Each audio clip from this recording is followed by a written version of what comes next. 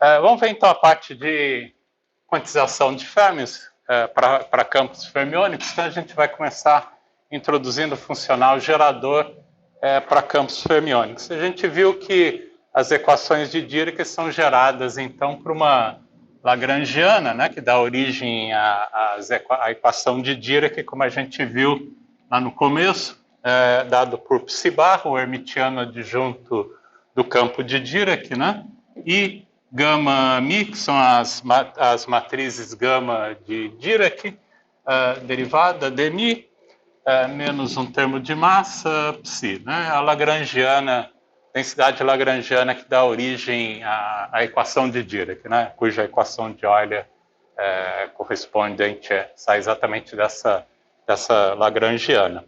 A gente quer fazer o mesmo agora que a gente fez para campos escalares, né, escrever o funcional gerador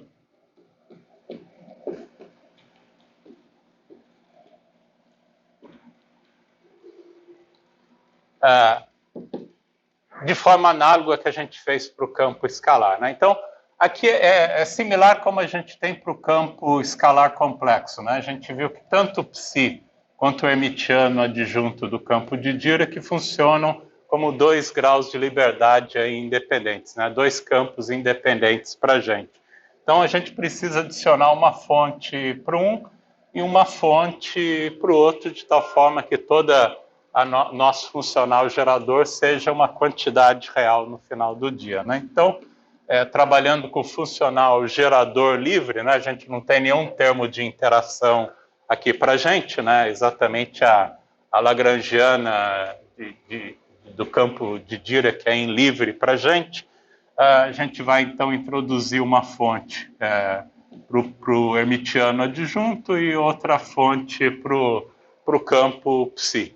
Tá? Como a gente tem, por exemplo, lá para o campo complexo, campo escalar complexo, como a gente fez. Então, esse funcional gerador tem uma normalização apropriada, tá? Depois a gente determina ela de tal forma como a gente fez, por exemplo, lá no campo escalar, né? Quando a gente toca as fontes indo para zero, o funcional gerador está normalizado exatamente a 1. Vezes a integral funcional, então, em psi barra, integral funcional em psi, e exponencial de vezes a ação, né? A ação aqui para a gente. Vamos começar aqui a trabalhar no tempo de Minkowski, depois a gente vai passar tudo para o tempo euclidiano. Então, a gente está no tempo de Minkowski aqui, no espaço de Minkowski. Então, D4Z, ou X, e a densidade lagrangiana, né? Psi barra X e gama mi dmi menos m psi de X e os termos de fonte correspondente, né? O termo J barra psi mais J psi barra, né? Para a gente ter aí o nosso funcional gerador para o campo de Dirac. Então, essa é exatamente a forma, né, do funcional gerador como a gente obteve lá para o campo escalar, né? Exponencial, a integral funcional de exponencial de vezes a ação adicionada agora com os termos de fontes aí, correspondentes para cada um desses campos. Tá? Uma coisa que a gente tem que tomar cuidado aqui, diferente lá do campo escalar, que a gente trabalhava com números que comutavam, né? O campo escalar é simplesmente uma variável comutante, o campo fermiônico é uma variável anticomutante, né? Satisfaz relações de anticomutação. Isso já vem da estatística para Fermions desde o começo, né? Você tem que ter uma estatística de Fermi-Dirac, né? Então, você não pode ter uma estatística como a gente trabalha para campos bosônicos, né?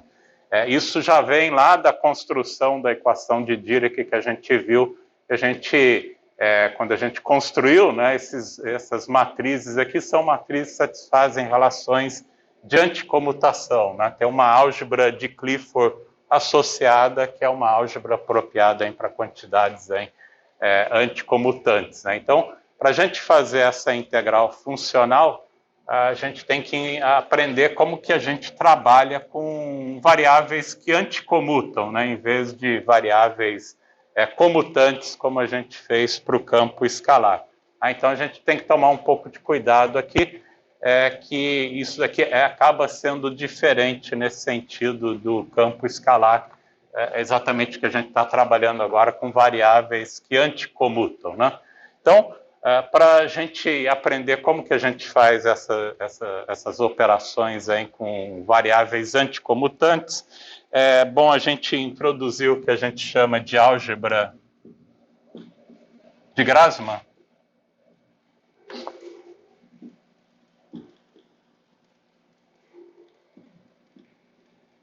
Que trata exatamente a álgebra satisfeita para números que anticomutam, né?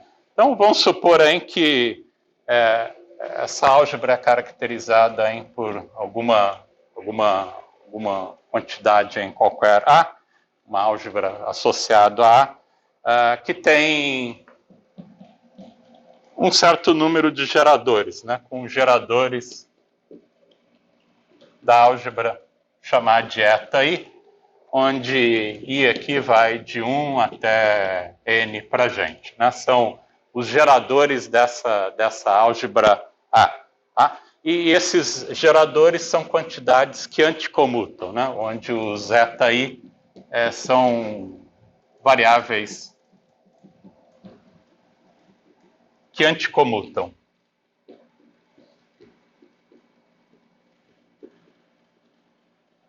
E que satisfaz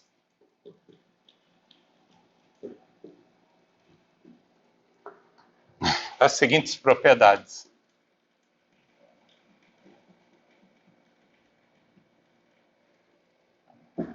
Então, se a gente olha para essa álgebra, né? Se a gente toma, por exemplo, dois geradores quaisquer dessa álgebra, ele vai satisfazer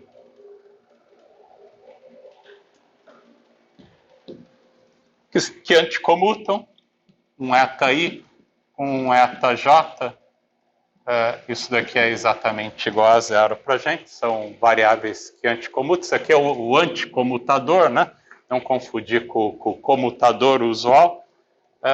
Outra propriedade que a gente tem, se eta-i e eta-j pertencem à álgebra, né? Pertencem à álgebra A para a gente, então a gente tem aí que lambda eta-i mais mi eta-j também pertence à álgebra. Também pertence à álgebra ainda, da álgebra de Grassmann para a gente, com lambda e mi sendo números complexos. Quaisquer. Essa é uma outra propriedade que a gente tem.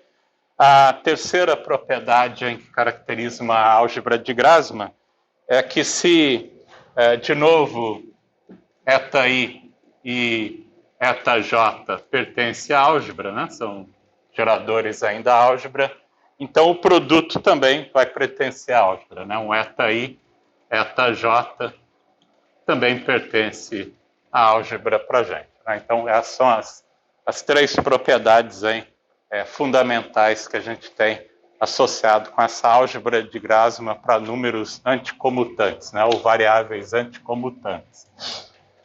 Aqui, então, dessa primeira propriedade, né? É óbvio aqui que automaticamente a gente tem que, da primeira propriedade, a gente tem que eta-i ao quadrado é automaticamente zero para a gente, né?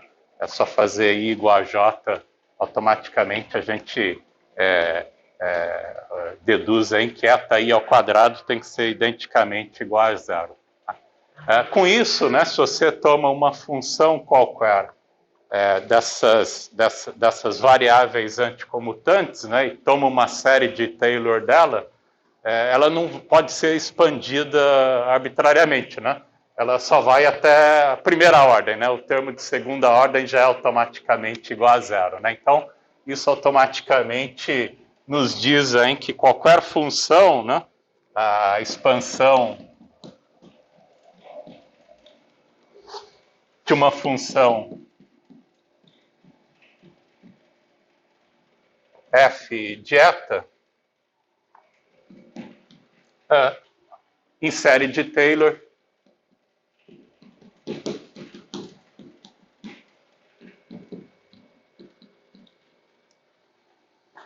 só contém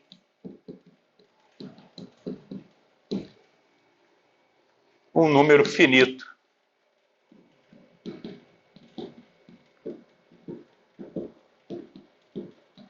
de termos, né? Na verdade, até o termo de primeira ordem, você não pode ir até o termo de segunda ordem e terceira ordem, etc., porque dessa propriedade do item A automaticamente vai se anular todos os demais termos da série de Taylor, né? Então, toda a expansão em série de Taylor de uma função qualquer desses geradores da álgebra, ou números anticomutantes, vai ter necessariamente um número finito de termos aí para a gente. Tá? Então, a gente pode tomar, por exemplo, né, se eta e eta complexo conjugado são duas variáveis de Grassmann independentes,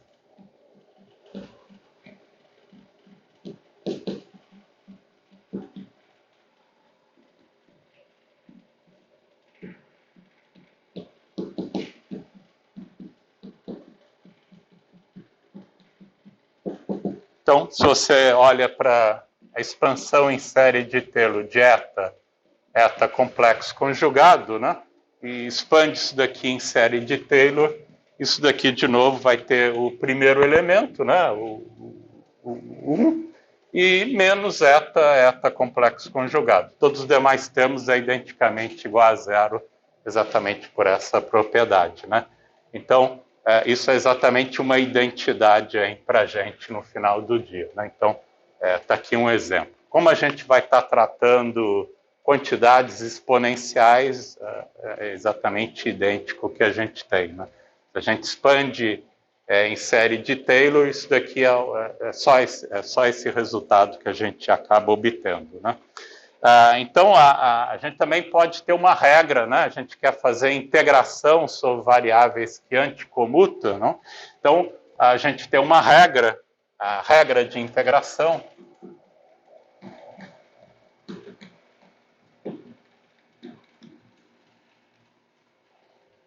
de um polinômio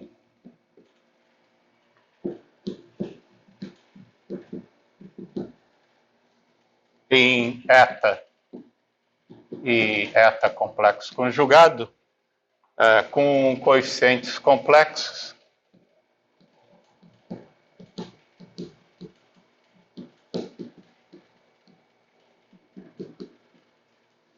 tomar A0, A1, A2 e A3, por convenção, isso aqui é uma convenção, ou definição, se você quiser, essa integral deta para a gente A0 mais A1 eta mais A2 eta complexo conjugado mais A3 eta complexo conjugado, eta, não tem mais nenhum termo além, né, dessa ordem para a gente, exatamente por causa dessa relação, né? Então, a gente só pode ter termos até lineares nas variáveis de Grassmann independentes para a gente. Então, por convenção, essa integral nos dá exatamente menos A3. Tá? É uma convenção que acaba sendo utilizado para regras de integração de variáveis anticomutantes. Tá? Então, usando também essa propriedade que a gente tem daqui, né? Então, se você faz a integral, então, de d eta complexo conjugado, d eta, da exponencial de menos lambda eta complexo conjugado eta, por essa expansão, né? E essa regra de integração que a gente tem, isso daqui vai nos dar exatamente lambda, né? Dá o resultado de uma integral gaussiana, então, sobre variáveis anticomutantes, te dá exatamente esse resultado, tá? Então, essas são as regras aí importantes que a gente acaba utilizando para qualquer variável anticomutante, né? Números que anticomutam e como que a gente trabalha com esses números anticomutantes.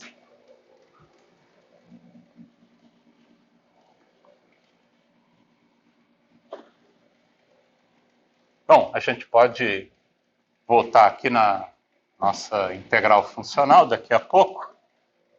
A gente ainda tem que saber como que a gente faz uma integral funcional, como a gente fez no caso de dimensão infinita, né? Para uma integral funcional, a gente pode generalizar esse resultado aqui para variáveis de Grassmann n-dimensionais. Então, se a gente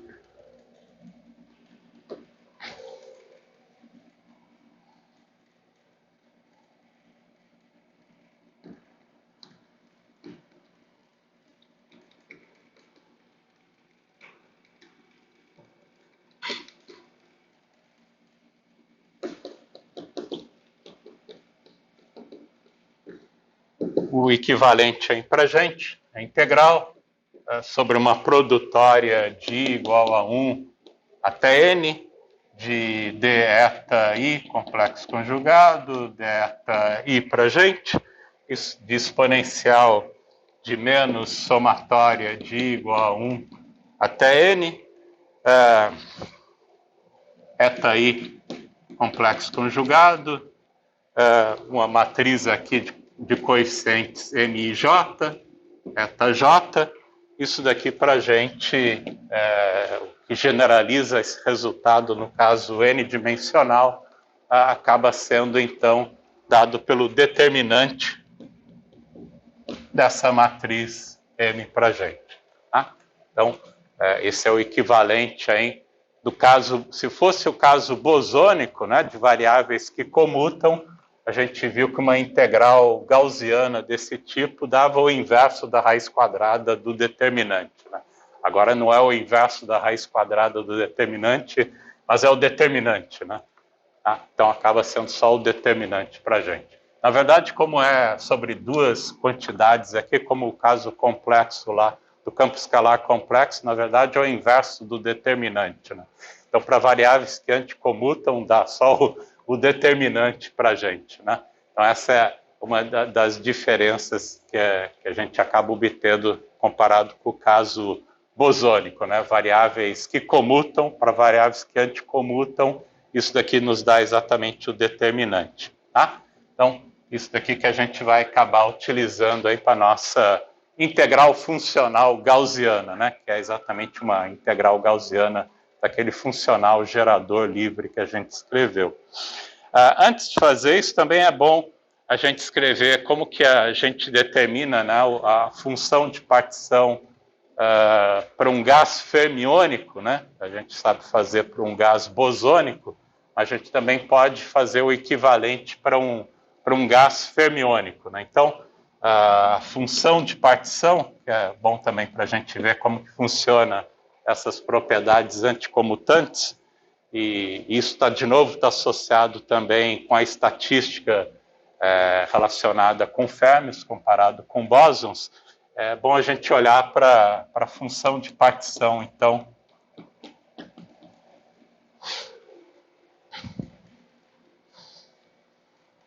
Para um oscilador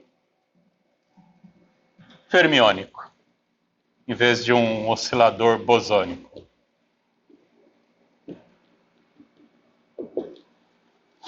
A gente pode escrever de novo, como a gente faz para o oscilador harmônico usual, né? Escrever a Hamiltoniana e assim por diante, operadores de posição e momento em termos de operadores de criação e destruição.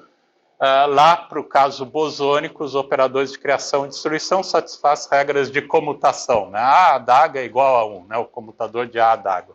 Aqui é exatamente o oposto, né? A gente trabalha com regras associadas com campos fermiônicos, então a gente acaba trabalhando com quantidades anticomutantes.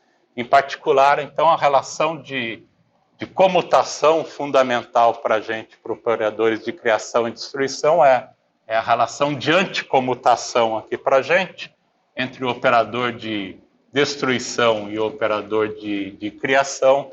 Essa é a nossa regra fundamental, né? A com adaga, o anticomutador de A com adaga é exatamente igual a 1 para a gente, né?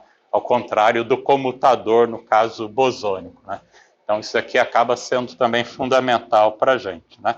E automaticamente aqui, da mesma forma que a gente acaba chegando nessa conclusão aqui, a gente automaticamente tem que A ao quadrado igual a adaga ao quadrado é exatamente igual a 0. Tá?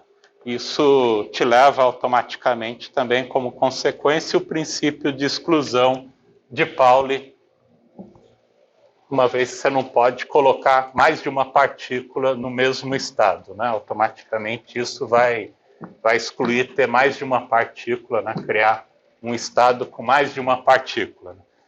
Então, se a gente olha para o estado de vácuo,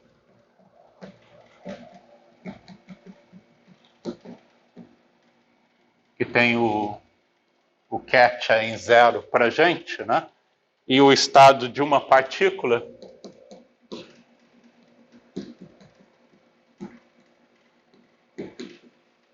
que tem o ket 1. Tá? Então, dessas propriedades também a gente automaticamente tem que o A atuando no estado de vácuo é automaticamente 0 para a gente, e o adaga atuando no estado de vácuo dá o estado de uma partícula, né? Dá o ket de uma partícula para a gente, né? O ket de Dirac de uma partícula. Tá? A gente também tem que, a gente pode construir, e é claro que se você tentar criar mais uma partícula que automaticamente é 0 por causa dessa propriedade, né? Então, o princípio de exclusão de Pauli automaticamente é satisfeito por essa condição, né? A gente não pode tentar botar mais uma partícula aqui, isso daqui dá exatamente 0 para a gente, né? Por causa dessa propriedade. Então, o princípio de exclusão de Pauli já automaticamente é satisfeito.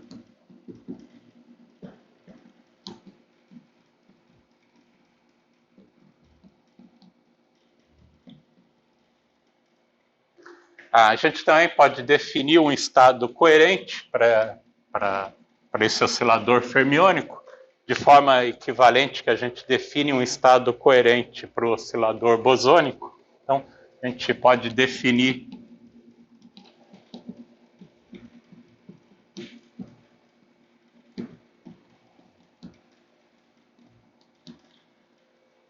chamar de eta para esse estado coerente. E de forma análoga que a gente tem no caso bosônico, né, a gente define o estado coerente como exponencial de menos eta adaga atuando aí no estado de vácuo. Né? Mas agora você pode expandir esse cara daqui, é claro, isso daqui deve satisfazer as mesmas propriedades que a gente tem, né? Tanto eta como adaga são variáveis anticomutantes aí para a gente, então quando você expandir isso aqui é a mesma coisa que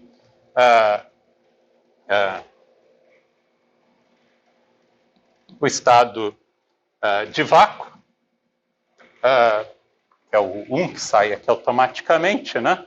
E o menos eta adaga atuando no estado 0, né? Usando as relações, isso daí é equivalente a ter menos eta atuando no estado de uma partícula. Né? Eu usei exatamente essa relação para esse cara daqui e as definições que a gente tem daqui. Né? Então, esse é o nosso estado coerente, que também você pode escrever né? Você pode escrever a mesma coisa com menos eta adaga atuando aí no estado de vácuo, né? Que é a expansão da exponencial simplesmente, né?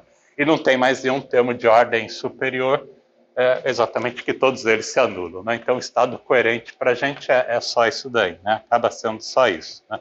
E, além do mais, daqui a gente automaticamente tira a propriedade que o operador de aniquilação atuando no estado coerente, né, vai te dar exatamente eta atuando em eta, que é a definição aí do estado coerente automaticamente, que é a mesma coisa que eta atuando no estado de vácuo para a gente. Tá? É só entrar com o operador de aniquilação aqui, automaticamente você chega nessa conclusão, né? E usando de novo a relação de anticomutação para o adaga, né? É claro que se você tem que andar com o A na frente aqui do eta, isso ganha um sinal menos, automaticamente te dá esse resultado, e o A adaga atuando em zero vai te dar de novo o estado zero vezes o eta. Então, automaticamente a gente obtém esse resultado para o estado coerente. Oi?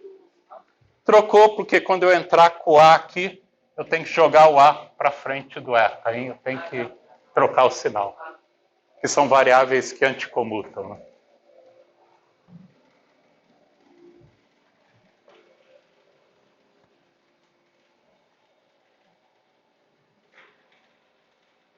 E aí, para chegar no eta, você usa aqui a adaga, usa o anticomutador, automaticamente vai te dar esse, ou direto aqui, né? O adaga atuando no 0 dá 1, e o A atuando no estado 1 te dá o estado de vácuo de volta.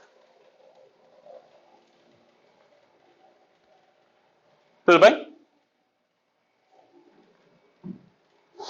Bom, dessas propriedades, é claro que a gente tem o estado ket, né? Você pode construir o estado Bra, né? Então, o nosso estado Bra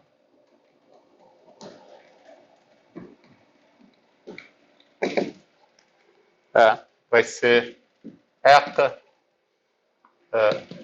0 elevado a menos A eta complexo conjugado, que de novo, que se você expandir, vai te dar o Bra 0 menos o estado 1 eta.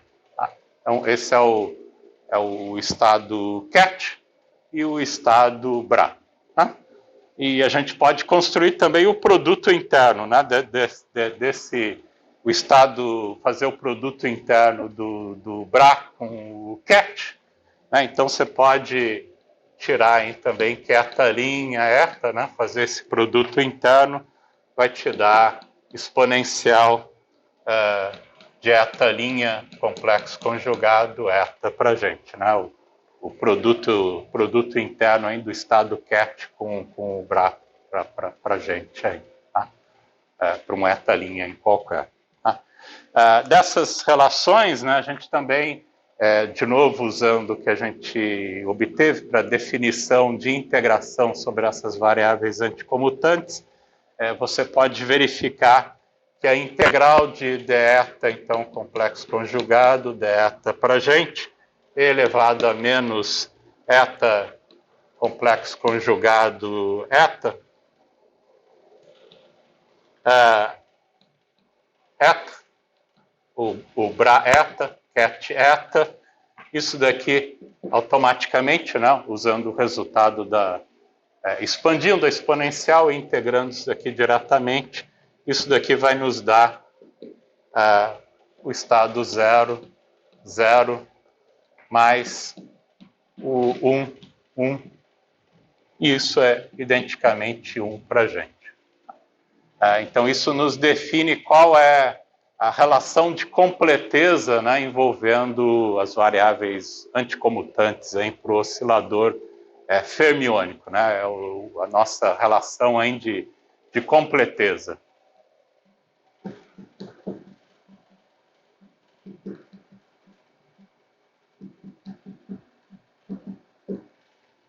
Além do mais, a gente pode provar o que é o traço, né?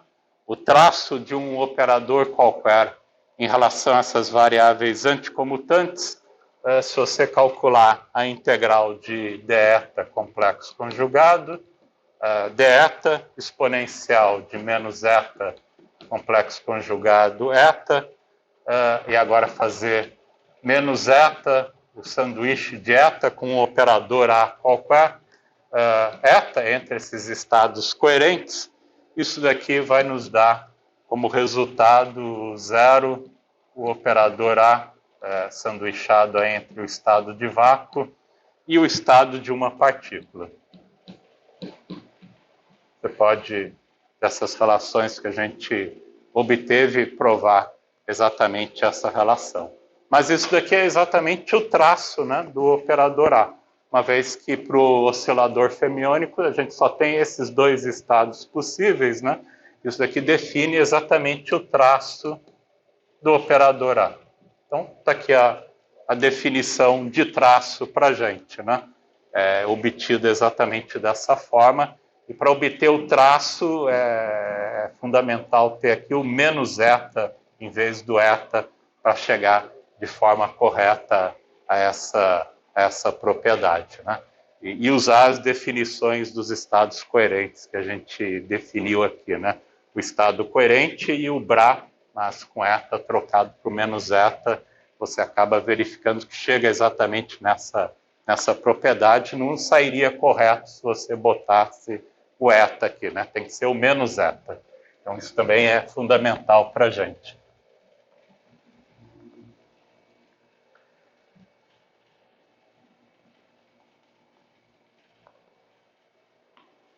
Tá?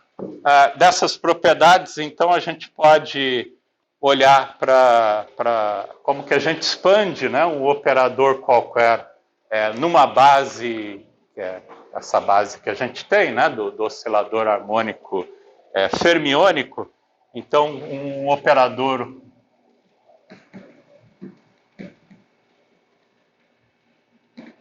A qualquer, a gente pode expressar esse operador nesse espaço de Hilbert, né, que é simplesmente bidimensional, que a gente só tem dois estados, um operador qualquer nessa base. Então, a gente pode escrever esse operador como sendo J igual a 0 até 1, que a gente só tem esses dois estados, A e J, o Bra I, e o cat I e o Bra J. Então, isso nos define o operador exatamente nesse espaço de Hilbert bidimensional do nosso oscilador harmônico bidimensional, né? O oscilador harmônico fermiônico. Tá? Então, essa é a única possibilidade que a gente tem, só dessa forma que a gente pode expressar esse operador nessa base, né? Do oscilador fermiônico. Tá? Em particular, também a gente pode escrever a newtoniana, né? A newtoniana é dado da forma usual, dado então a newtoniana,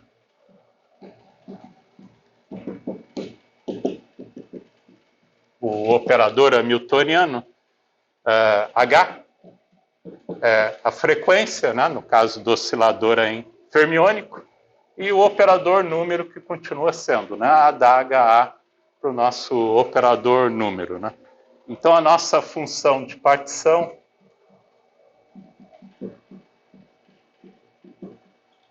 é definida da forma usual, né? O Z é sempre o traço de elevado a menos beta, o operador hamiltoniano, mas usando essas regras, né? De como que a gente expressa o traço, etc., de um operador, e o operador hamiltoniano dado em termos de A, da H e A, né, para o oscilador fermiônico dessa forma.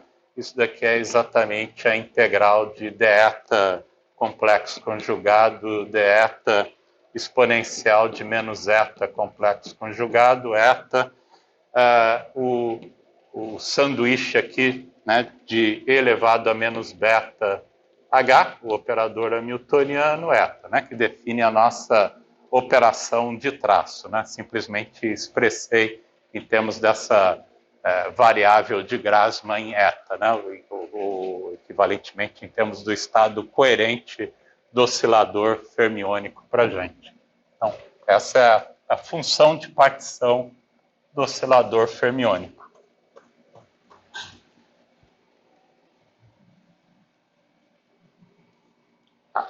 E aqui também a gente pode, lembra, né, que E elevado a menos beta H, a gente pode interpretar como um operador de evolução temporal, né, no tempo euclidiano, entre zero e beta, né, como fosse um operador de evolução temporal no tempo euclidiano, né. Então, se a gente faz isso, né, E elevado a menos beta H, como um operador de evolução temporal,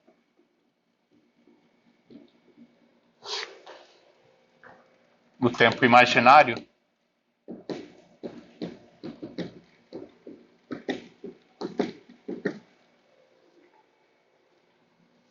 e a gente pode olhar para esse objeto dividindo esse intervalo de tempo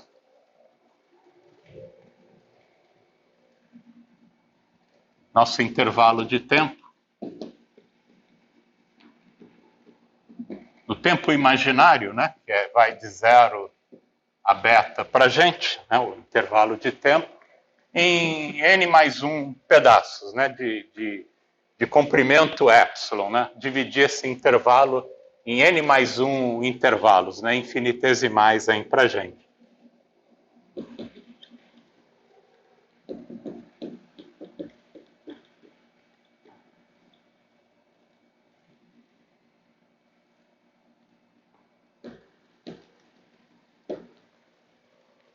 Epsilon, beta, n mais 1. Então, se eu pego e escrevo esse intervalo de tempo e divido ele em n mais 1 intervalos de tempo de comprimento, mesmo comprimento, né, beta sobre n mais 1, a gente pode olhar para um elemento qualquer, né, desse objeto, quando você expande isso daqui nesses intervalos de tempo infinitesimal. E, além do mais, a gente pode inserir aqui, né, para cada intervalo de tempo infinitesimal, né, E elevado a menos beta epsilon, E elevado a menos beta epsilon, E elevado a menos beta epsilon, n mais uma vezes, né, entre cada um desses E elevado a menos beta epsilon, para a gente botar uma relação de completeza exatamente desse tipo, né? Entre cada um desses intervalos de comprimento epsilon, para a gente, eu posso inserir uma relação de completeza dessa daqui, né? Como a gente fez para escrever a função de partição bosônica em termos de uma integral funcional, né? O meu objetivo aqui é exatamente escrever esse objeto aqui na forma de uma integral funcional agora, né? Como a gente fez lá para a função de partição do oscilador harmônico, né? Então, mesma coisa, a gente fez aqui, dividiu isso daqui em n mais 1 intervalos, entre cada um desses intervalos, a gente ia metendo uma relação de completeza, mas agora a nossa relação de completeza é definida exatamente desse jeito, né? Que é a relação de completeza aí do oscilador fermiônico, né? Então, se você faz isso, né, e olha para um elemento aqui qualquer, né, associado aí com essas n mais uma inserções que a gente acaba fazendo aqui com esse truque, né? Divide esse intervalo, E elevado a menos beta H, ele é menos beta epsilon, E elevado a menos epsilon, e cada um desses enfia a relação de completeza, né? E você tem um sanduíche entre um menos eta I e um eta J, né? Qualquer aí para a gente, né? Usando a nossa relação de completeza. Então, cada um desses elementos aí, a gente pode escrever ele, né? E separa esse menos E elevado a menos beta H, eta, como sendo menos eta, eta 0, eta 1, eta 1, ele menos beta epsilon, eta 2, eta 2, e assim por diante, blá, blá, blá, blá, blá, blá, né, até chegar aí no eta para a gente. Né? Vai inserindo aí esses n mais 1 objetos. Né? Então, se você pega um elemento qualquer aqui dessa expansão para a gente, né? Na verdade, isso aqui eu devia ter escrito isso aqui como epsilon operador hamiltoniano, o beta aí é o nosso intervalo de tempo infinito, nosso intervalo de tempo aí, né? Que vai de 0 a beta. Então, cada um desses objetos aqui, se a gente pega um elemento qualquer aqui, um eta i elevado a menos epsilon operador hamiltoniano, eta i menos 1, dessas n mais uma inserções que a gente faz nessa relação de completeza. Esse objeto aqui para a gente, expande isso daqui de novo, né? Isso daqui vai nos dar eta i 1 menos epsilon operador hamiltoniano, eta i menos 1. A gente não precisa levar para ordens maior do que a primeira ordem, porque todos eles são zero automaticamente. Né? Então, e usando que o operador hamiltoniano é ômega a da HA para a gente, você acaba obtendo que isso daqui é a mesma coisa que... e as relações de, de produto interno que a gente tinha acabado de obter, né? Para esses objetos, né? Isso daqui você pode escrever da seguinte forma, como E elevado a eta i, complexo conjugado, eta i menos 1, 1 menos epsilon hamiltoniana, entre eta i, complexo conjugado, eta i menos 1, e que é a mesma coisa que e elevado, agora eu posso reexponenciar esse cara de volta, né? Exponencia esse cara de volta para colocar ele dessa forma, mas eu posso juntar agora com essa exponencial, isso fica para a gente como eta i complexo conjugado, eta i menos 1, menos epsilon hamiltoniana, agora é o alto valor correspondente, né? Quando você sanduícha a hamiltoniana entre esses dois estados, de eta i menos 1. Simplesmente exponenciei, usei a definição para esse produto interno, né? E a gente acaba obtendo, então, esse resultado. Então, cada um desses elementos que a gente tem aqui, que são n mais um deles, né? A gente pode escrever todos eles dessa forma, né? E insere tudo isso de volta depois aqui na nossa integração, né? A gente vai inserir todo mundo de volta lá na integração. Então, a gente acaba ficando, se você faz esse procedimento para cada um desses elementos, né, dos n mais 1 elementos que a gente tem aqui,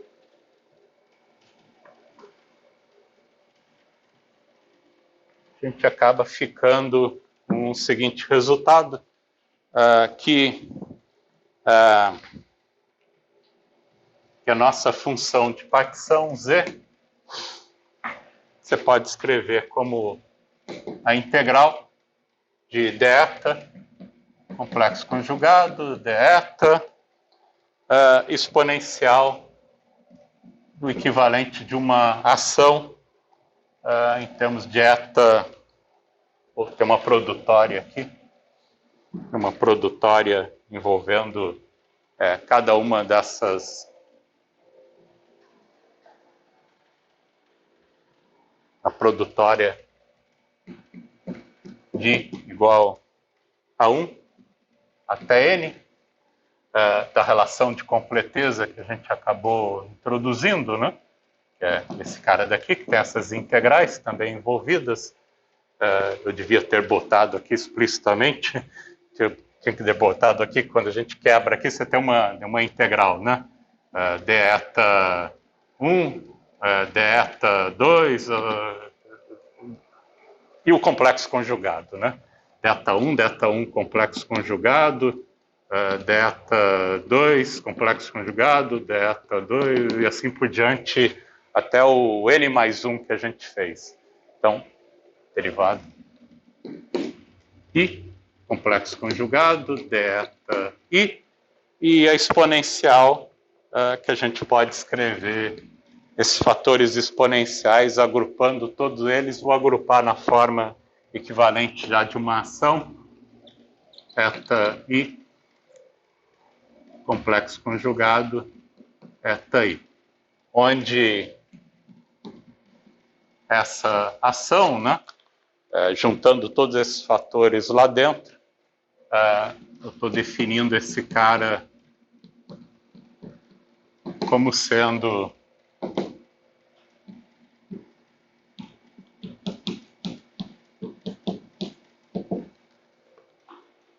eta, complexo conjugado, eta n menos eta mais eta n, complexo conjugado, eta n menos eta n menos 1, vezes mais,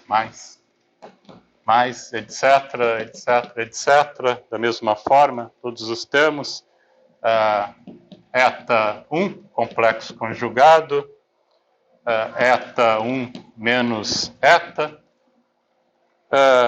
mais cada um desses épsilons que a gente tem, mais épsilon hamiltoniana de menos eta, complexo conjugado, eta n, mais épsilon hamiltoniana, entre menos eta complexo conjugado, eta n, complexo conjugado, eta n menos 1, mais etc, etc, etc, épsilon, até o último termo, épsilon hamiltoniana entre eta 1, complexo conjugado, eta, o último elemento aí para a gente.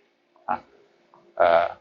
Então a gente acaba, isso aqui é o que eu estou chamando desse S aí, para a gente que vem, quando você coleciona todos esses termos, né? Coleciona todos esses termos junto com esse sujeito aqui também, né? Então, tá lá, né? O eta, complexo conjugado eta, né? Um sinal menos e os demais termos que acabam aparecendo. Tá? Eta n menos 1. Menos 1.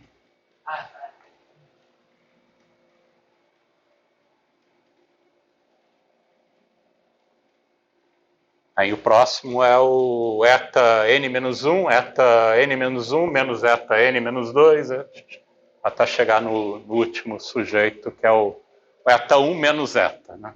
Tá? A gente pode colocar isso daqui numa forma mais simétrica, se a gente define, por exemplo, né, se a gente definir, vamos chamar o eta de eta 0, o eta para a gente, né?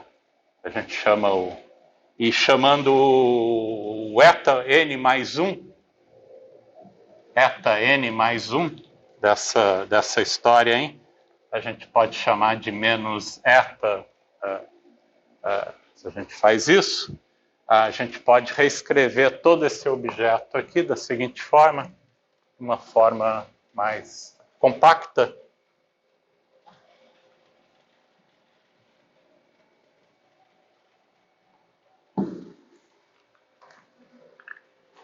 A gente fica com um objeto mais compacto,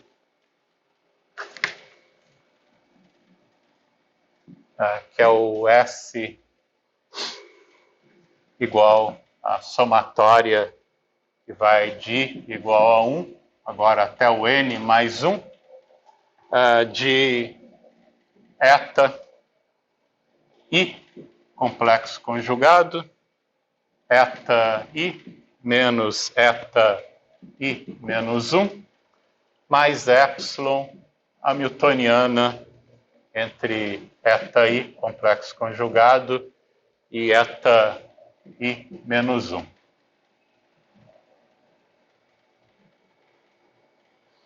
Você pode colocar nessa forma mais compacta, hein? Se a gente escreve dessa forma. Isso, se você abrir isso daqui, né? Se você abrir e associar em o eta zero, né? Que vai aparecer aqui, no caso I igual a 1, o eta zero com eta é exatamente essa expressão de cima, né? Esse cara daqui é o eta zero aí pra gente, né? E o eta n mais 1, né, que vem dessa história também, quando você associa com eta, te reproduz exatamente esse resultado que a gente tem. Então, com isso, a gente pode escrever a nossa função de partição. Isso aqui é importante aqui, que mostra também, né, para você poder escrever daquele jeito, né, a gente acabou fazendo essa associação, né.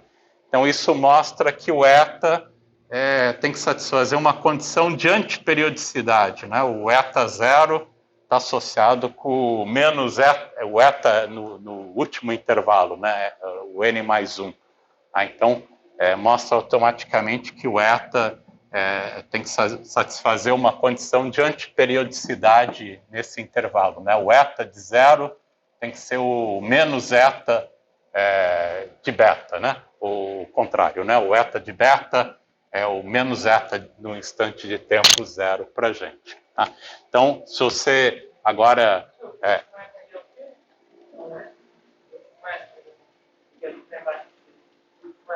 Esse aqui? Menos 1. Menos 1.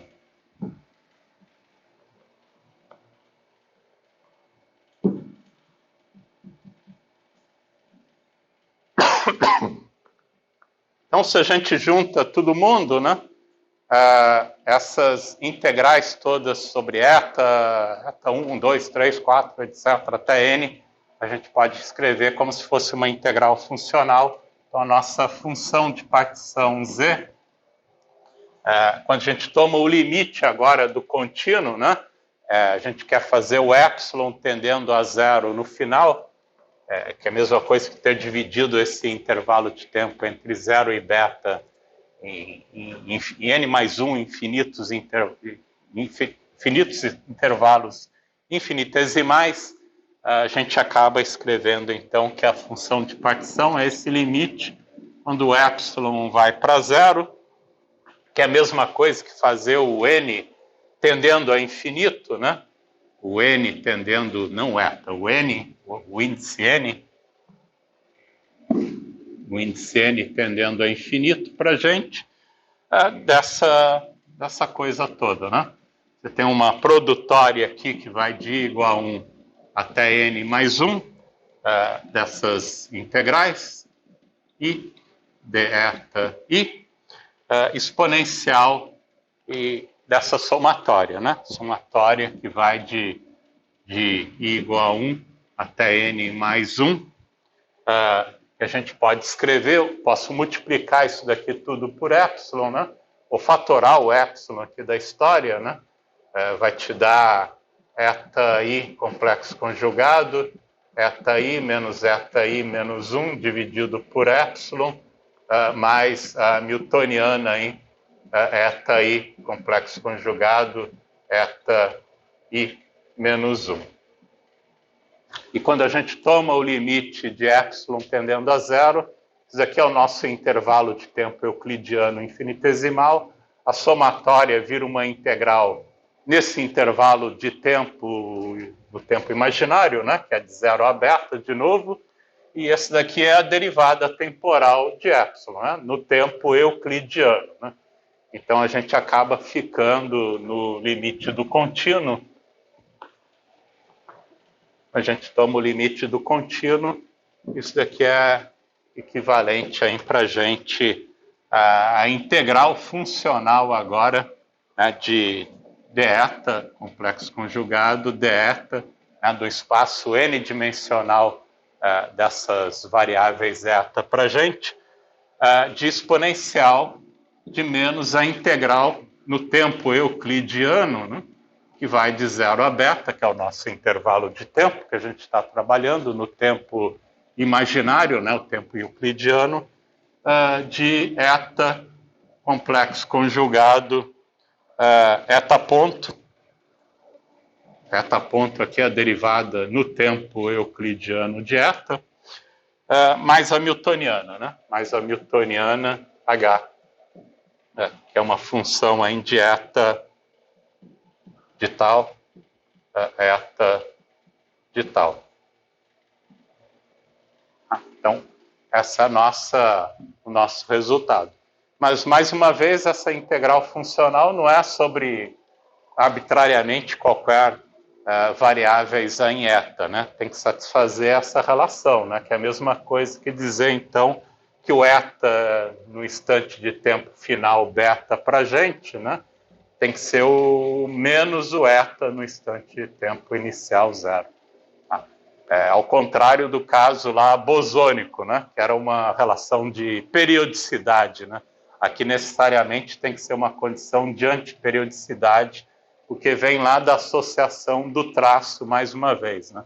O traço sobre as variáveis bosônicas é diferente como a gente tomou aqui o traço, né, usando as propriedades das variáveis de Grassmann, que é diferente, né? Você tem que impor que a gente acaba integrando sobre quantidades que satisfaz a condição de antiperiodicidade no tempo, né? Então, isso vem lá das relações das variáveis de Grassmann, né? Das variáveis anticomutantes, como que a gente escreve o traço para essas quantidades. Tá? Então, está aqui, né? Essa é a nossa função de partição para o oscilador harmônico aí, bosônico, né? Agora a gente pode associar lá com o campo de Dirac também, né? Se a gente troca aqui a nossa variável eta aqui pelo campo de Dirac, a gente tem o equivalente da função de partição para o campo de Dirac. Então, passando agora para o caso de spinores, campos espinoriais,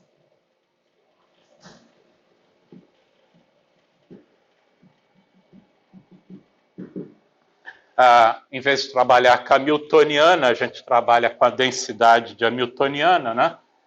Então, a nossa densidade de hamiltoniana, que a gente viu lá, que vem da Lagrangiana lá de Dirac, é o momento canônico, né? do campo de Dirac, o psi ponto do campo de Dirac, menos a densidade de Lagrangiana, né? Então, o momento canônico aqui, π, lembra que o momento canônico é a derivada da Lagrangiana em relação a psi ponto, né? Então, a gente tira que a densidade de hamiltoniana e a derivada da Lagrangiana em relação a psi ponto, da Lagrangiana lá de Dirac, que é exatamente I psi daga para a gente, né? Então, a gente acaba ficando em que a nossa densidade de hamiltoniana, quando escrever isso aqui para campos espinoriais, acaba ficando como sendo psi daga, gama zero, menos I, gama I, derivada I, mais M, psi. Então, essa é a hamiltoniana, quando você substitui aqui, usa a Lagrangiana de Dirac, a gente obtém a nossa densidade de hamiltoniana, né? Então, reescrevendo esse objeto aqui para o nosso campo de Dirac, isso daqui então fica como Z fermiônico, que é uma função ainda da temperatura para a gente, essa integral funcional sobre campos de Dirac que satisfaz essa condição de antiperiodicidade, né, um psi alfa, uma componente aí do campo de Dirac qualquer, no intervalo no tempo euclidiano beta, isso daqui é menos a componente no instante de tempo zero para a gente, né? No tempo euclidiano. Tá? Então, isso é a integral funcional agora, né? Nas componentes do campo de Dirac, psi barra, psi, componentes do campo de Dirac, e agora exponencial, mesma coisa, a gente está no tempo euclidiano, de 0 a beta, D4x aí para a gente. Vamos separar aqui melhor para não confundir, D tal, D3x, né? E da nossa, o equivalente desse objeto para a gente, que acaba sendo isso aqui, quando você trabalhar diretamente, você pode verificar que é o psi alfa emitiano adjunto, gama zero, derivada no tempo euclidiano, menos i, gama i, derivada espaciais, mais m, psi alfa. Quando você substitui o equivalente aqui dentro, né? A gente acaba ficando com esse objeto. A derivada aqui é a derivada no tempo euclidiano, né? Não confundir com a derivada no tempo real. Tá? Então, essa é a forma da nossa função de partição, escrita como uma integral funcional agora sobre o campo de Dirac, né? Sobre as componentes do campo de Dirac. Lembra que o campo de Dirac tem 4 componentes. Então, são as componentes do campo de Dirac que você integra sobre condições de contorno que satisfaz a antiperiodicidade no tempo euclidiano para poder associar isso com a operação de traço. Tá? Então, essa é a nossa função de partição no final do dia. Né? Você pode também escrever as matrizes gama no espaço euclidiano. Né? A gente pode ver como que essas matrizes gama são definidas no espaço euclidiano.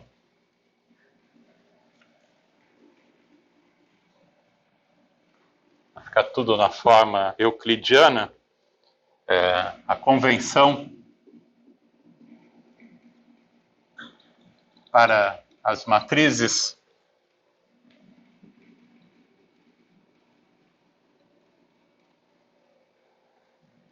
no espaço euclidiano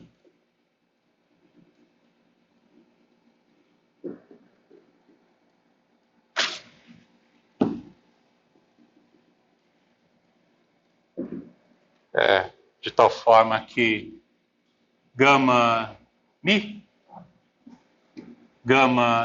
o anticomutador delas, é menos 2 delta mi ni, onde os índices mi, ni aqui, vai de 1, 2, 3, 4. Né? O 4 aqui é a componente equivalente ao tempo euclidiano. Né? Lembra lá que se fosse no espaço de Minkowski, o anticomutador de gama mi, gama ni, te dá menos 2 Gemini, né? A matriz métrica. Né? Aqui é o delta de crônica, simplesmente em que aparece para a gente. Né? E, além do mais, a gente define também com em vez de trabalhar com o gama zero, né, a gente tem o gama 4, e o gama 4 está associado com o gama zero como I gama zero. Então, essa é a conexão ainda, a convenção para as matrizes gama no espaço euclidiano. Né? A gente define o gama zero é menos I gama 4. Tá? Então, você podia também ter escrito, se quisesse, esse gama zero aqui em termos do gama 4. Né? Aí fica tudo mais ou menos simétrico para a gente, né? no tempo, no espaço euclidiano, diretamente aí. Tá? Então, agora a gente pode passar para o funcional gerador, né? O funcional gerador que sai daqui automaticamente, né?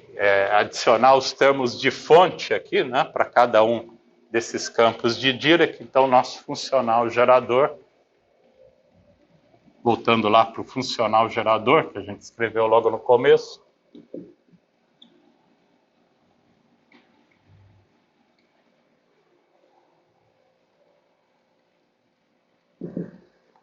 Z0, J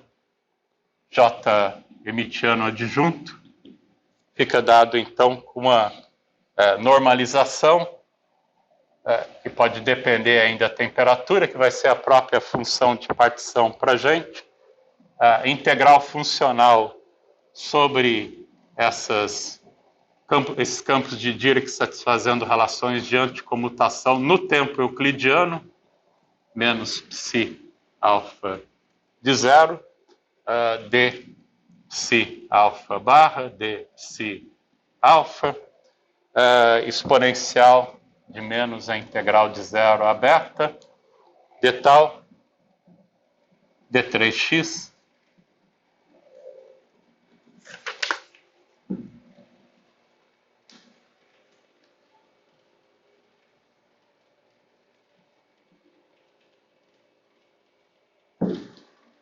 d3x, psi alfa barra de gama zero, d tal, derivada no tempo euclidiano, menos i, gama i,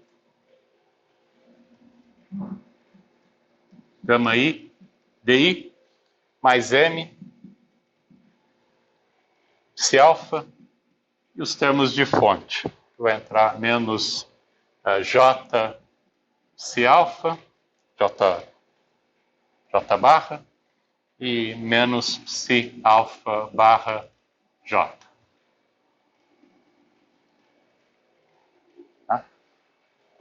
E agora a gente também pode fazer automaticamente, isso aqui é uma integral numa forma quadrática, né? No campo de Dirac. Então, lembra lá que o resultado dessa integral, na ausência do termo de fonte, né, dá o determinante, né, o determinante agora desse operador, né, dá o determinante, essa integral funcional, sem o termo de fonte, dá exatamente o determinante. Então, isso daqui acaba sendo a nossa função de partição, né? A função de partição é exatamente o determinante desse operador diferencial para a gente. Então, se você fizer a integral funcional, isso daqui acaba te dando, mais uma vez, aí, essa normalização, que vai ser a nossa função de partição no final do dia. O determinante, da forma quadrática aí, que é o gama zero. Devia ter colocado esse índice em cima, isso aqui faz diferença. Usando as matrizes com índice em cima. D tal, menos i, gama i, di, mais m, determinante desse objeto, e o termo de fonte, né? O termo de fonte vai aparecer de forma similar como aparece lá no caso bosônico, d tal, d.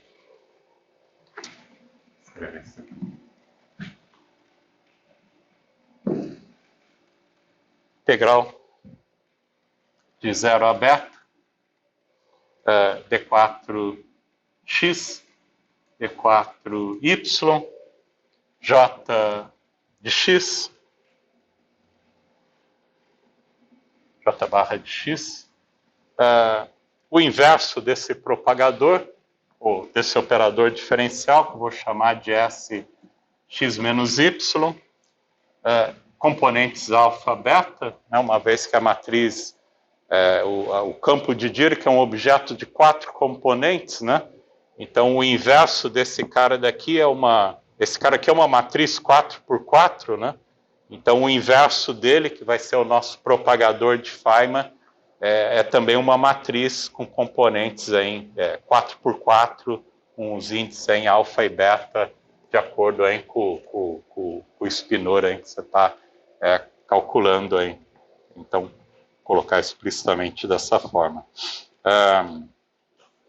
J de Y. Onde o S é o equivalente do propagador de Feynman agora para o campo fermiônico, né?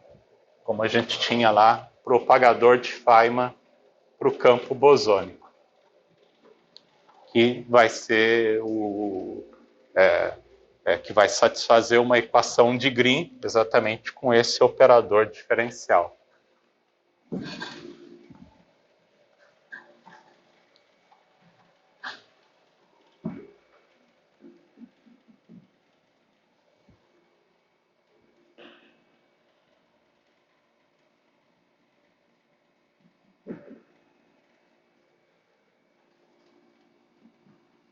É o inverso.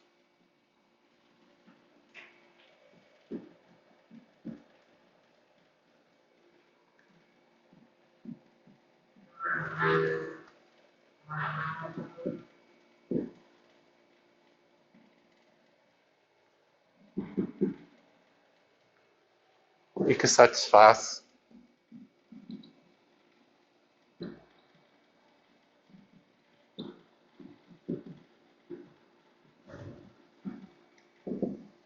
que no nosso caso aqui é gama zero de tal menos I gama, produto escalar com divergente, mais M, o propagador SX menos Y, alfa, beta. Isso daqui é igual a delta de Dirac, X, delta X menos delta Y, delta de Dirac espacial X menos Y. Então, acaba satisfazendo essa equação diferencial.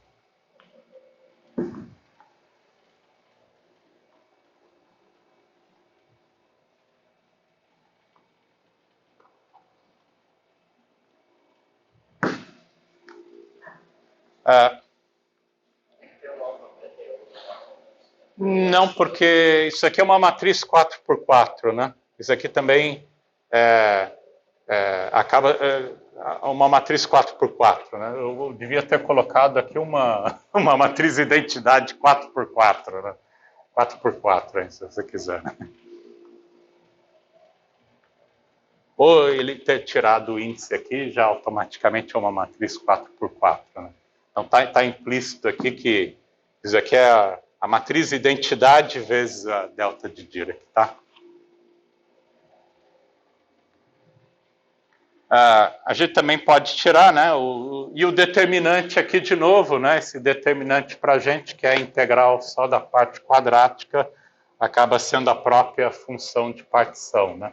A função de partição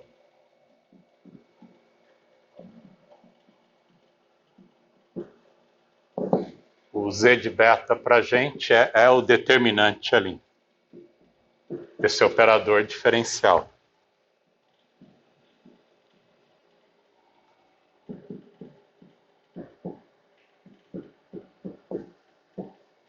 Que é a integral funcional, né?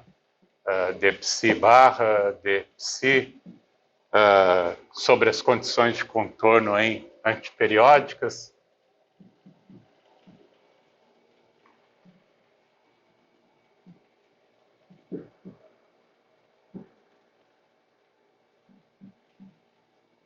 Elevado a menos a integral de 0 a beta, d tal, d3x,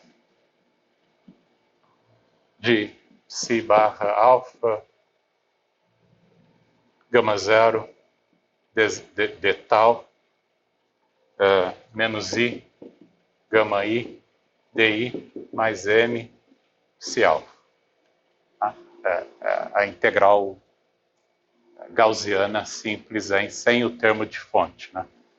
Então, essa normalização aqui, se a gente normaliza o funcional gerador a C1, quando a gente joga as fontes indo para zero, a normalização é exatamente a função de partição para a gente, né? Acaba sendo a própria função de partição. Ou seja, o funcional gerador é só esse objeto aqui, como a gente tinha no caso bosônico, né?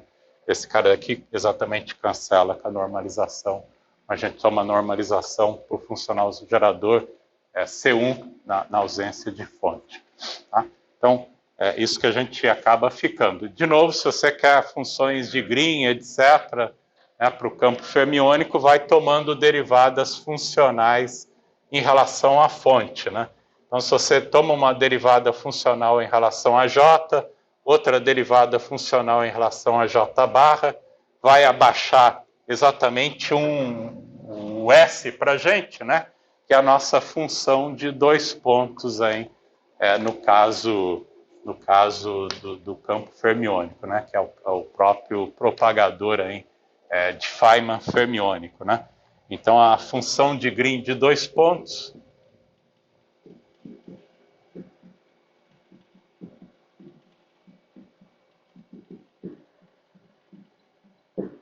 é o operador de ordenação temporal, como a gente tinha antes, psi alfa x, a gente está no tempo euclidiano, psi barra alfa, vou colocar um outro índice aqui, beta, tal, linha, x linha, é a derivada funcional, 2 vezes do funcional gerador livre, J barra, em relação à fonte 2 vezes, delta J de x, delta J barra x', e colocando as fontes indo para zero. J barra igual a zero. E como a gente está fazendo no tempo euclidiano, né, equivalente à nossa função de partição, isso daqui é sobre uma média estatística, né? Se você quer no vácuo, se você toma a temperatura indo para zero, te gera de volta aí a função de 2 pontos, ou de Green, no vácuo, né? Mas como a gente está fazendo tudo a temperatura finita, essa aqui é a média estatística, que inclui tanto as contribuições térmicas como de vácuo automaticamente para a gente, né? E isso acaba sendo, então, o próprio propagador de Feynman, né? O S x menos x' alfa beta. É o próprio propagador de Feynman, né? Que vai abaixar exatamente esse cara aqui para a gente, né? Então, é equivalente lá ao caso bosônico, mais uma vez, né?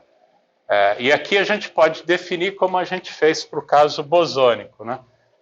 Definir o propagador maior e o propagador menor, dependendo se o tal é maior do que o tal linha, e o propagador menor, né?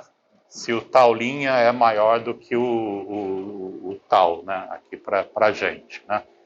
Então, isso aqui você ainda pode escrever naquela notação que a gente tomou, né? Como sendo um S maior, se o tal é maior do que o tal linha, e um S menor se o tal linha é maior do que o tal. Tá?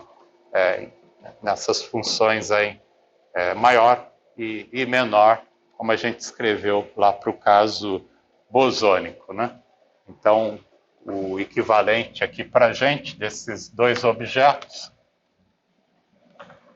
acaba ficando o S maior, vou colocar os índices explicitamente, tal, x, tal linha, x', componente alfa beta, é nada mais que, como o tal é maior do que o tal linha, né? O operador aqui de ordenação temporal não vai fazer nada. Já coloquei todo mundo que acontece posteriormente à esquerda, né? Então, isso aqui é simplesmente o que já tem ali, né? É o próprio psi alfa tal x psi beta barra de tal linha x'. Média estatística. e o outro, o S menor, tal x, tal linha, x', alfa, beta. Agora, como o tal linha é maior do que o tal x, você tem que inverter a posição, né? Mas se você inverte a posição, tem que lembrar que o campo fermiônico satisfaz a relação de anticomutação, né? Então, quando você inverte, você também tem que trocar um sinal, né? Então, esse cara daqui para a gente acaba sendo aí o menos, né? O menos o psi beta barra tal linha x', psi alfa tal x. Média estatística. Tá? Menos porque você tem que inverter a ordem do operador. Quando você inverte, ganha exatamente sinal menos pelo fato deles anticomutarem. Né? Tá? Então, essa é a associação para a gente. Além do mais, se a gente olha para como a gente fez anteriormente, né? A gente viu que lá o G maior e o G menor satisfazia também, por causa dessas relações de periodicidade, lá no caso bosônico, uma relação de periodicidade no tempo imaginário, né? Aquela relação de Kubo-Marx-Schwinger. Aqui é a mesma coisa, né? Se você faz a mesma dedução aqui, agora por causa que os campos fermiônicos satisfazem uma relação de antiperiodicidade, você também tem uma relação entre o S maior e o S menor, que acaba aparecendo aí, que é a relação de Kubo-Marx-Schwinger para eles. Que, contrário do caso bosônico, agora elas estão relacionadas a menos de um sinal menos aí, por causa dessas relações de antiperiodicidade. Então, a relação equivalente aqui de Kubo-Marx-Schwinger para o campo fermiônico é que o S maior de tal x, tal linha, x', alfa, beta, é igual menos o S menor, alfa, beta, tal, menos beta, x, tal, linha, x', alfa, beta. O sinalzinho menos aqui é exatamente por causa da relação de antiperiodicidade desses campos. Então, esse é o equivalente da relação de Kubo-Marx-Schwinger para o propagador fermiônico.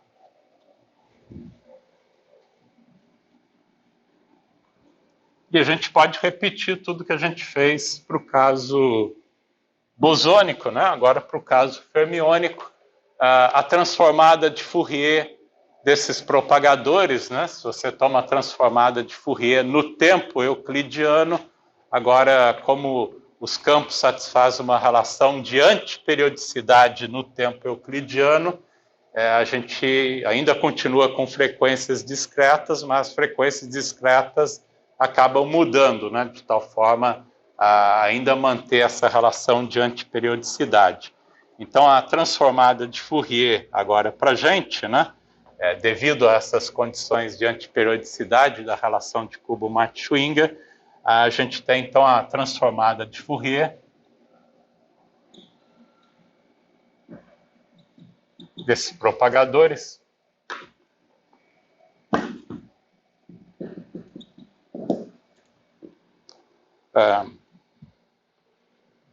O S, X, tal, alfa, beta, 1 sobre beta, somatória sobre frequências discretas mais uma vez, que tem que ser discretas, porque todas as integrais no tempo euclidiano é no intervalo finito de 0 a beta. Integral sobre os momentos, T3K, 2π ao cubo, e elevado a menos i, as frequências discretas de Matsubara, vezes o tempo euclidiano, menos kx, e a transformada de Fourier do propagador, né? Momento k e parte temporal, frequências discretas ômega n, de novo, o índice alfa-beta, que esse daqui é uma matriz 4x4 para a gente. Tá? Onde o nosso ômega n agora, né, em vez de ser 2πn sobre beta, acaba sendo 2n mais 1 sobre beta. Π. Exatamente por causa das condições de antiperiodicidade. Né? Em vez de ser frequência sobre números pares, tem que ser sempre sobre números ímpares agora. Né? O n aqui continua 0, mais ou menos 1, mais ou menos 2, etc. É sempre sobre números ímpares, né? Em vez de números pares, é exatamente pela condição de antiperiodicidade no tempo euclidiano. Tá? E esse objeto aqui para a gente, o nosso S livre, propagador livre aqui, K, ômega n, acaba sendo o inverso desse operador, né?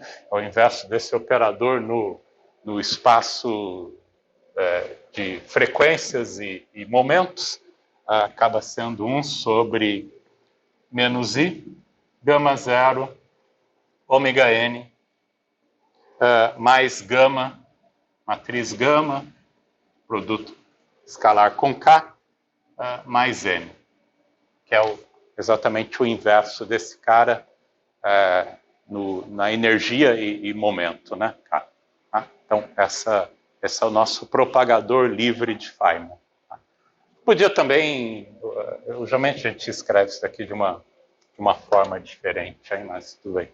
É só multiplicar pelo complexo conjugado em cima e embaixo para escrever de uma forma... Acaba ficando similar ao caso escalar embaixo, com as matrizes gama de Dirac aparecendo aqui em cima no numerador.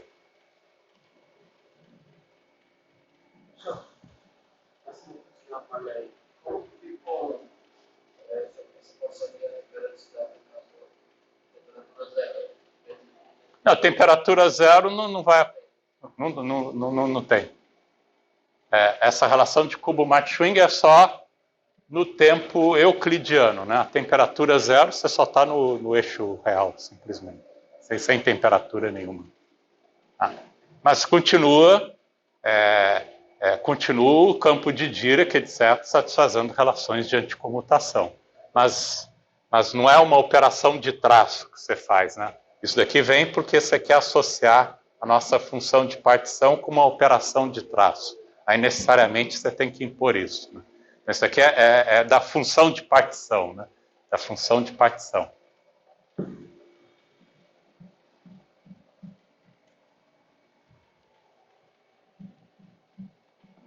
Mas, é claro, todas as quantidades de vácuo estão aqui também, né? Que você pode tomar o limite de temperatura zero e vai estar lá as quantidades de vácuo, né? Como a gente tem no caso do campo escalar, né?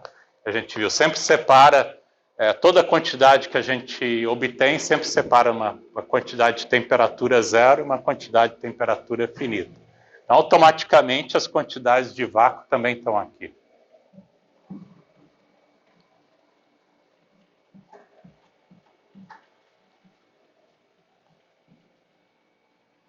Ou seja, funcional gerador a temperatura zero é exatamente o que eu escrevi, sem impor a condição de antiperiodicidade no tempo euclidiano. Né? Se você vai no espaço de Minkowski, é só escrever a exponencial lá no tempo de Minkowski diretamente e esquecer a condição de... Aí você não está mais com a função de partição. É o funcional gerador no vácuo. No vácuo. Tá? Ou também você pode escrever isso daqui, então, multiplica em cima e embaixo, né, pelo complexo conjugado, é a mesma coisa, escrever o M, isso aqui é a mesma coisa que M menos K slash, vou definir daqui a pouco, dividido por ômega n ao quadrado, mais o ômega K ao quadrado, onde o nosso K slash, hein? K cortado, é a mesma coisa que agora é o escrever na forma simétrica em termos da do gama 4 em vez do gama 0, podia ter escrito isso aqui em termos do gama 4 já de uma vez, gama 4, K4, mais gama, matriz gama, produto escalar com K, esse é o nosso K/, né, o K cortado em, aqui é a mesma coisa que o menos I, né, gama 0, se você quiser escrever em a matriz gama no tempo de Minkowski, em vez do tempo euclidiano. O K4 para a gente são as frequências, essas frequências ômega n, são as frequências de Matsubara, mais uma vez, para férmions.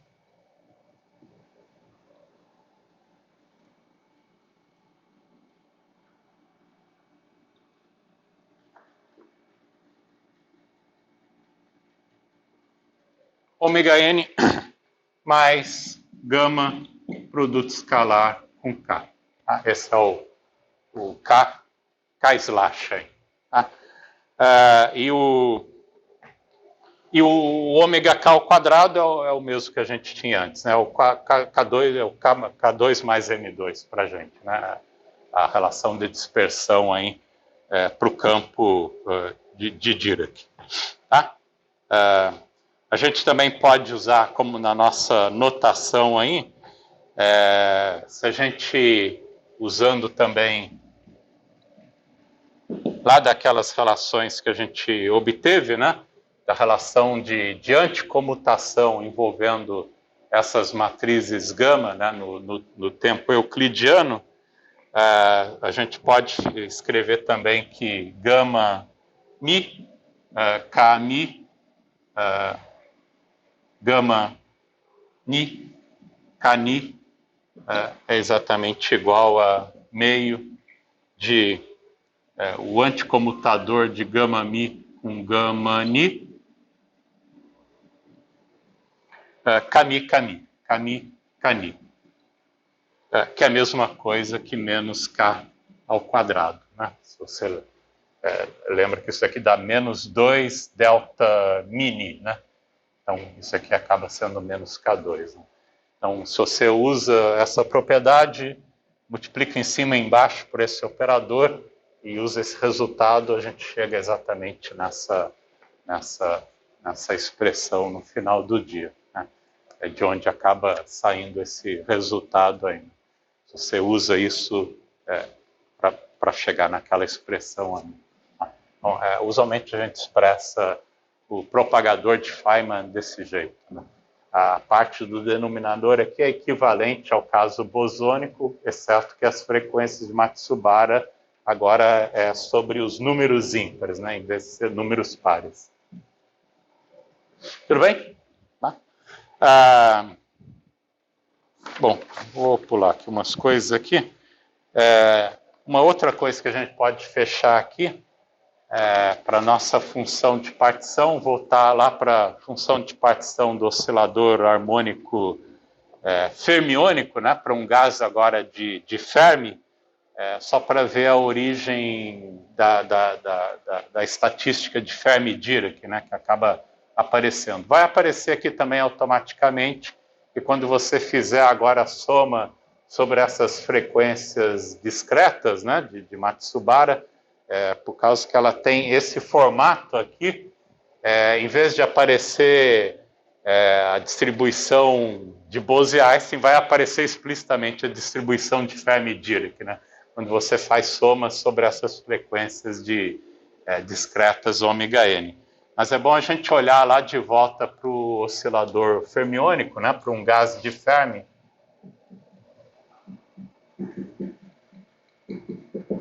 Que a gente estava trabalhando anteriormente, né? Lembra lá das propriedades adaga atuando no ket de vácuo, dá o estado de uma partícula, o adaga atuando no estado de uma partícula, isso aqui é identicamente igual a zero, porque você não pode criar mais de uma partícula no mesmo estado, o A atuando no estado de vácuo também dá zero, né? E o A atuando no estado de uma partícula te dá de volta o estado de vácuo. Então, essas relações que a gente tinha anteriormente lá.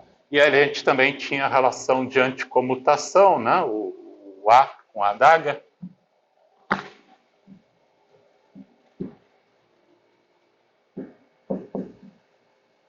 É igual a 1, a nossa relação de anticomutação fundamental para o oscilador fermiônico, e a nossa hamiltoniana, o operador hamiltoniano, é a frequência vezes o operador número, onde o operador número para a gente é o adaga A. Tá? Então a gente pode ver agora o que é o traço, né? O traço de E elevado a menos beta H, que é a nossa função de partição, né? O traço de E elevado a menos beta H, a gente pode colocar numa base desse espaço de Hilbert bidimensional, como a gente viu, isso daqui, a somatória de N igual a 0 até 1, a gente só tem 2 estados, N E elevado a menos beta H, N é o estado aí, que pode ser só o 0 ou 1 para a gente, né? Isso daqui é a mesma coisa que somatória, então, quando você atua hamiltoniana nesses estados, né, vai te dar o alto valor correspondente, um beta ômega N, né? Então, te dá em somatória de N igual a 0 até 1, só tem 2 estados possíveis, E elevado a menos beta ômega N.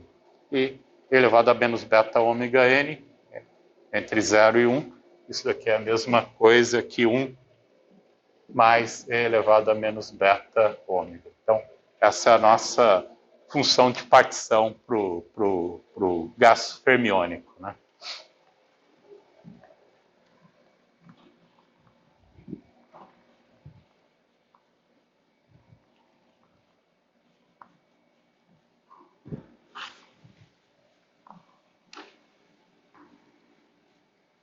A gente também pode calcular hein, o valor esperado, né, do operador número, a média estatística, né, a média estatística do operador número. Então, se você calcula o traço, né, o traço de elevado a menos beta hamiltoniana, operador número, a da HA, mais uma vez, esse cara daqui para a gente pode colocar numa base exatamente desse jeito, né? Mais uma vez, e isso daqui acaba ficando somatória. N só tem os 2 estados, ou 0 ou 1 para a gente.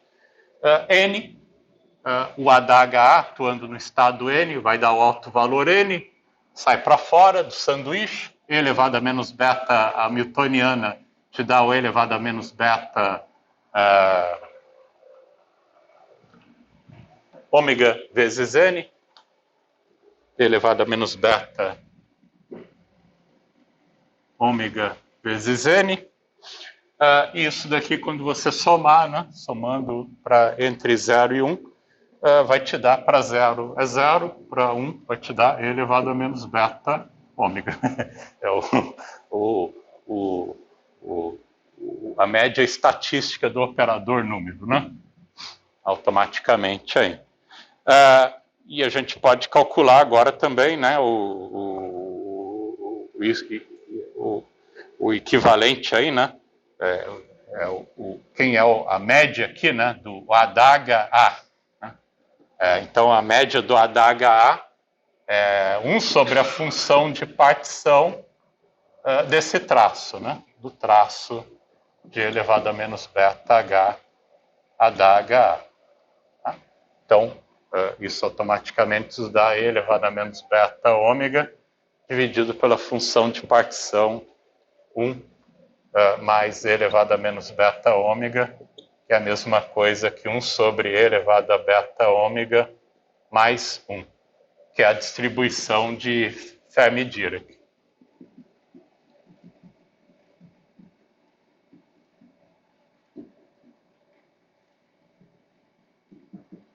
Então, está aqui automaticamente a estatística, né? Vem a estatística de Fermi-Dirac automaticamente daí, né? E mesma coisa, você pode também calcular o A adaga, né? o A da H para a gente acaba sendo, a gente pode chamar isso daqui de o F de ômega, F tilde de ômega. Acaba sendo 1 menos F tilde de ômega, só para distinguir do outro F que a gente chamou para a distribuição de Bose-Einstein. Então, aparece automaticamente a distribuição de Fermi-Dirac para a gente, né? Quando a gente trabalha com o nosso oscilador fermiônico, né? E essas distribuições de Fermi-Dirac também vai aparecer automaticamente quando a gente trabalha com esses objetos aqui, né? A gente usualmente trabalha com essas somatórias sobre essas frequências de Matsubara, né? Como agora esses ômega n são diferentes lá do caso bosônico, quando você fizer as somatórias, também vai aparecer automaticamente essas distribuições de Fermi-Dirac. Eu deixo para fazer isso na aula que vem, só para fechar essa parte. Podia fazer agora também, mas enfim, vou deixar para fazer na aula que vem ainda. Só para fechar essa parte do campo fermiônico, antes de passar para o campo de bósons vetoriais, né, para a quantização de bósons vetoriais. Tá? Então, paro por aqui hoje, a gente continua na aula que vem.